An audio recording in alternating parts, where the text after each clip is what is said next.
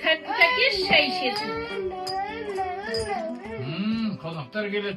Kompüterinde kimdir? Ататы неге дамды компьютерде азан қонақ келгенде жесін деді тұрып қойды. Қонақ келгенде дастархан қойған. Қонақтарда ят болады. Қонақтан біз ақымыз ғой сіздерге.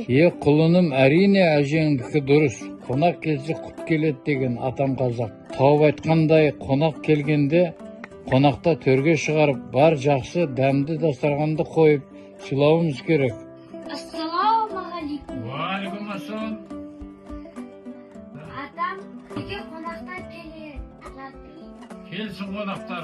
Балдарға айт, мал сойсын, қазан көтеріңдер.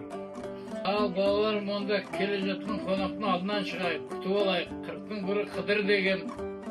Кімдер екен ол келе жатқан қонақтар? Құдалар ма, жекжаттар ма? Ол кісімді рахым бар, мен күтіп алайын ол кісілерді. Жүріңдер балдар, күтіп алайын.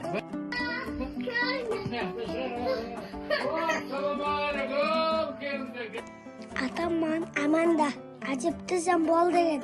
Ата сөзін санамда, жас үлкенге жол берем.